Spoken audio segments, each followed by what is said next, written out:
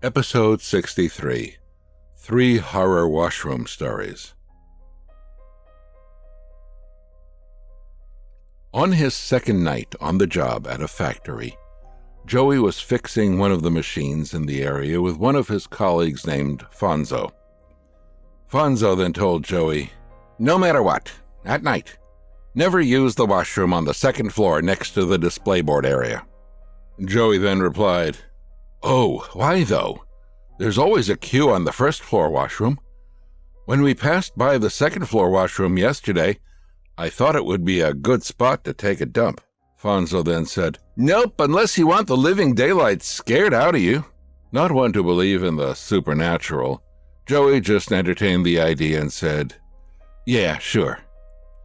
So later that night, as the pair was having their break at the pantry area, Joey said to Fonzo, "Hey Fonzo, I'm starting to feel my stomach churning. I'm going to go to the washroom for a bit." Fonzo then replied, "Yeah, sure, go ahead, but remember, use the washroom on the first floor." Joey just nodded and walked away from the pantry area, then walked along the stretch of machinery and exited the work area. He walked straight and saw the first floor washroom right in front. He went in and saw the queue of people waiting to use the one cubicle available. Joey decided that there was no way he was going to wait in line. Joey exited the washroom and walked further up towards the stairs that led to the second floor. He went up the stairs and could then oversee the entire work area of the first floor, including Fonzo. Joey then looked left and right, and the lights were dim with no one else around. Joey walked towards the washroom door, opened it, and realized that the washroom had 2 cubicles instead. But there was no one else. Joey walked towards the cubicle nearest to the washroom entrance and entered. About 3 minutes in, the lights went off. Joey knew it was the motion detector that caused the lights to go off. Joey knew that the sensor was right at the top of the entrance of his cubicle. So Joey took a couple of steps forward while still half squatting and brushed one of his hands across the motion detector, and the lights went back on. Joey continued in his cubicle, but after another 3 minutes, the lights went off again. Joey brushed his hands again across the motion detector, but this time around, right when his hand was underneath the motion detector, he felt another person's hand held his wrist. Joey pulled his hand back in, and his motion made the lights turn back on. Joey was stunned by whoever's hand it was that held on to him. Joey remembered that the hand was freezing cold. Joey then thought to himself, it must have been Fonzo. Joey then called out, "Hey Fonzo, is that you? Stop messing around, man." But there was silence. Joey heard no one. Joey immediately cleaned himself up and exited the cubicle, confident that he would see Fonzo standing outside the cubicle. But Joey saw no one.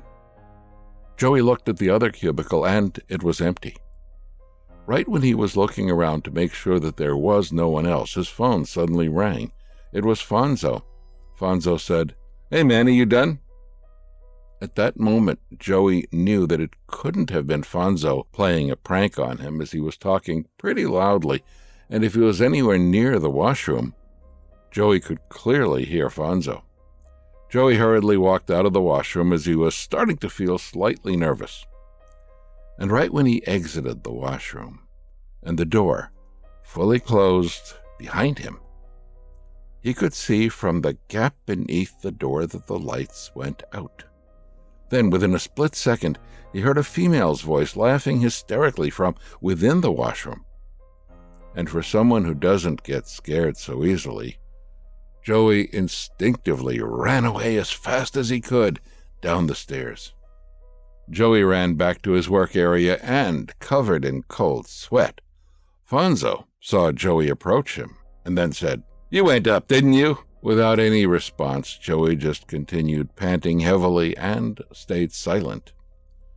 Traumatized, never again did Joey use the washroom on the second floor. After a long drive from one end of the island to another to see a famous healer, It was already midnight, and before Kathy and her family could arrive at the motel that they had booked for the night, Kathy needed to use the washroom. Looking around, Kathy's dad, who was driving, finally saw a public washroom sign at the side of the road. Her dad parked the car, and Kathy saw that there was no other car there. It was dark, and there was probably a wooden home every 50 yards or so. But as it was late into the night, the whole area was completely silent. But as Kathy urgently needed to use the washroom, Kathy thought of nothing else. Kathy exited the car and walked further away from the road as directed by the washroom sign. Then, Kathy realized that there was another washroom sign that pointed downwards, showing that the washroom was down a flight of stairs. It was dark, but as Kathy turned back to see that her family was gesturing to her to hurry up so that they could continue driving to their motel, Kathy just went down the stairs anyway. Kathy looked right and saw that the sole washroom cubicle was about 10 yards away at the end of a narrow corridor.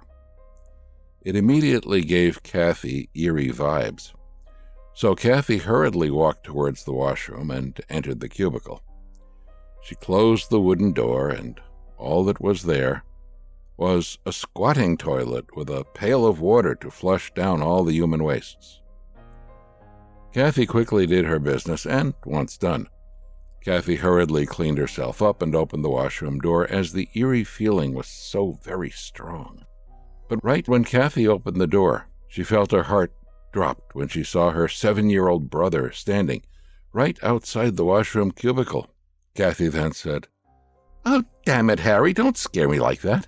Harry just giggled, walked by Kathy, and entered the washroom before closing the door. Kathy then said, "Harry, I'll wait for you outside the washroom, okay?" All Kathy heard was Harry giggling. So Kathy repeated herself. "Hey, Harry, did you hear me? Don't play in there. Be quick so we can head to the motel." Kathy just continued hearing Harry giggling, and before Kathy could say anything else, she heard footsteps coming down. Kathy saw her dad, who said, "Hey, honey, are you done? Let's go." Slightly startled, Kathy then said, "Yeah, I'm just waiting for Harry to be done." Kathy's dad then said, "What do you mean? You must be really tired. Your brother is fast asleep in the car, even before you stepped out of the car." Kathy then said, "Oh, maybe I had mistaken Harry for another kid." "Don't be silly. I paid attention since you went down to the washroom to make sure there weren't any suspicious characters who followed you, and I'm very sure no one else went down." Kathy immediately felt goosebumps at the back of her neck and rushed towards her dad, held her dad's hand, and went back to the car. And true enough, Harry was sound asleep, and there was no one else in sight. So, who was that kid that Kathy saw? And was it really a kid? Or was it a spirit passing, needing the washroom?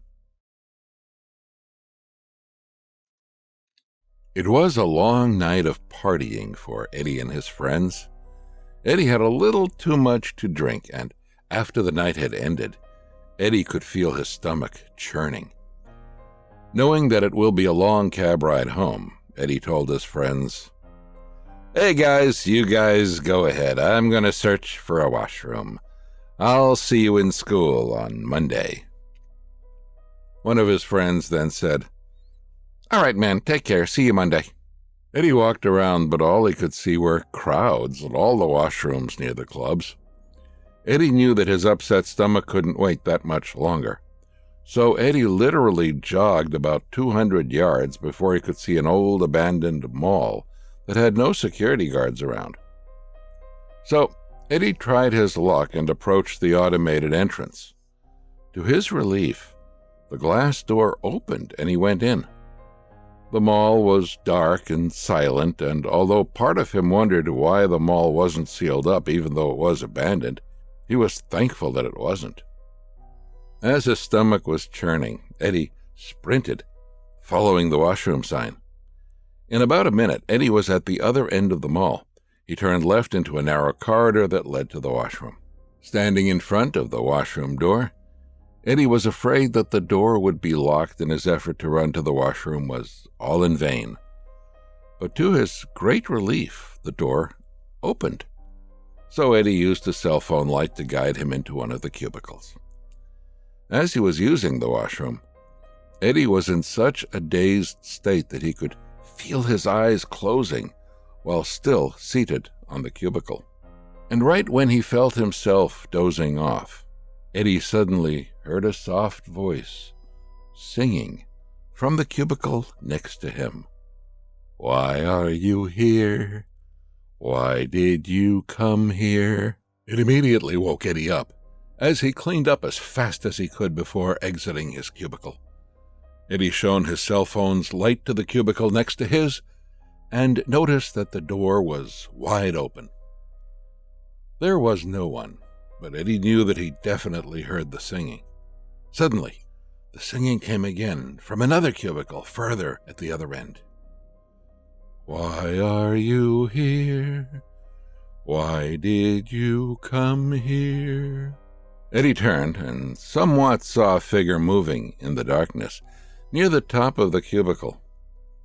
Eddie immediately shone his light upwards and saw a lady sitting on the cubicle's divider, facing towards him. She had long black hair covering her face and was wearing a white-colored dress. Completely terrified, Eddie ran out of the washroom and dashed towards the abandoned mall's front door. Still in a dazed state from his party earlier, Eddie somewhat remembered then taking a cab that happened to pass by. Since that night, never did Eddie dare to enter the abandoned mall ever again.